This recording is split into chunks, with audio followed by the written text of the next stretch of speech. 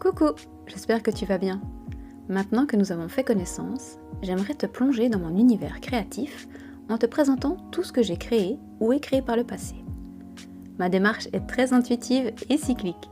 Certaines passions reviennent après des années, d'autres prennent des chemins différents. C'est toute la richesse de mon parcours.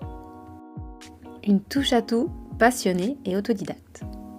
Comme tu l'as peut-être déjà deviné, je suis une véritable exploratrice créative. C'était pas facile à dire ça.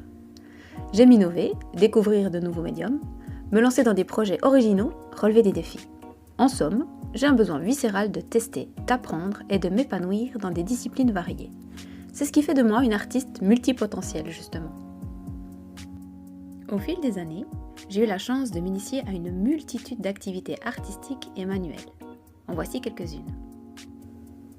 Dans les arts plastiques et manuels, j'ai pu tester le crochet, la fimo, la porcelaine froide, la peinture à l'encaustique, la couture, le macramé, le micro-macramé, la bijouterie, le plastique fou, le scrapbooking, le kinning, et j'ai même exploré le gouaché en bijouterie et le stylisme ongulaire.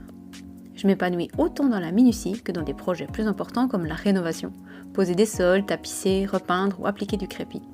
Cela dit, mon seul frein reste les machines bruyantes. Disons que mon amour pour la création s'arrête là où commence le vacarme. Dans le graphisme et l'illustration, j'ai pu m'essayer à la création de sites web à l'époque des frames en HTML.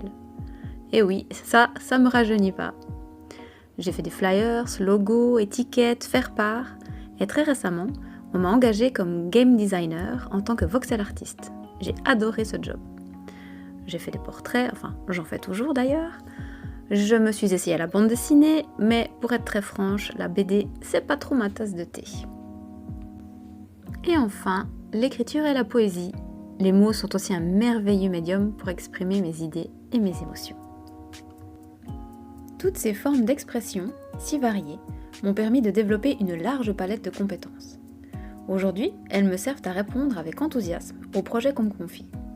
Cependant, il y a une condition essentielle à mes collaborations. Je choisis des projets qui font sens, qui résonnent avec mes valeurs et mon engagement.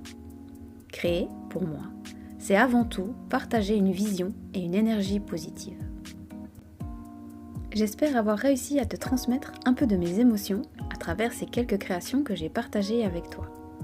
Et toi, qu'aimes-tu faire au fait ? Je serais ravie de découvrir tes passions.